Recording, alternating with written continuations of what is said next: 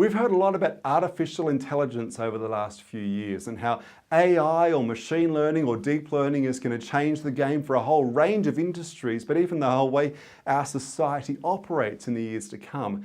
Now, in truth, many of us have a deep-seated fear about artificial intelligence. Now, if you're from a certain generation or older, when we talk about artificial intelligence, your mind probably goes to the Terminator movie series and Skynet, this notion of robots that rise up to take over the planet and fight against humanity. And to be fair, some of the smartest minds in the world of technology right now are sounding the alarm.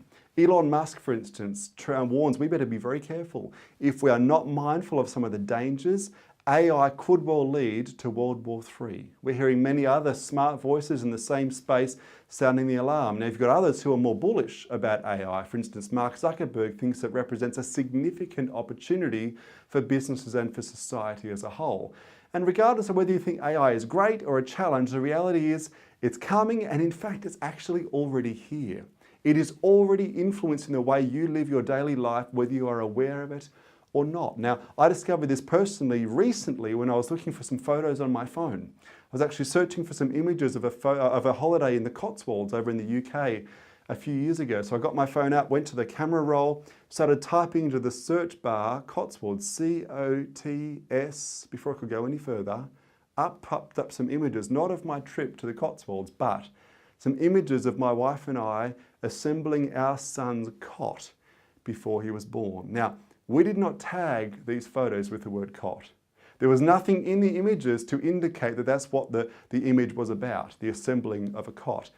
It had figured out. It had recognized the item in the image, and it had already figured out that was a cot. And this digital image recognition technology that you've probably seen play out on Facebook is absolutely astounding when you think about how powerful it is. I mean, for instance, on Facebook, if you go to tag people on Facebook, you put the image up on the screen. Before you've even tagged them, Facebook has figured out who's in the image and it's tagged them on your behalf.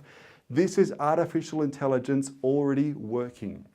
Now, when we talk about AI, it's important we're clear there are three distinct stages of AI, and we are only currently in the first stage of the first form. This first form is what's referred to as artificial narrow intelligence, or ANI.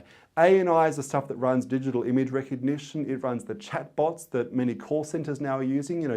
You call the call center, or you type into a discussion window online and you speak to someone you think is a human, but no, it's a robot that you are interacting with. That's artificial narrow intelligence. ANI is running many of the home speaker systems we're using, Siri on your phone, Google Maps.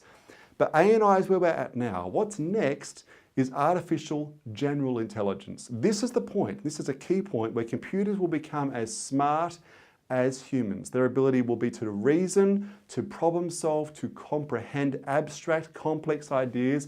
This is often referred to as the point of singularity. So that's artificial general intelligence. The more scary stuff is what we call artificial superintelligence. That's the third level, or the third phase of AI. Artificial superintelligence is when computers become much smarter than us as people, and they become smarter than us at an exponential rate. That is the area where Elon Musk and others are most concerned right now. Now, if you think about a timeline for when we'll get to these different levels of artificial intelligence, one of the key thinkers in this space, a guy named Ray Kurzweil, suggests that we'll reach artificial general intelligence by the late 2020s and artificial superintelligence by the mid-2040s. Now, this is significant.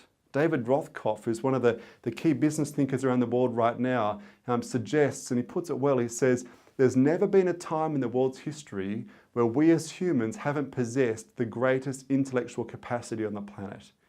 Rothkopf suggests that distinction was unlikely to last this century.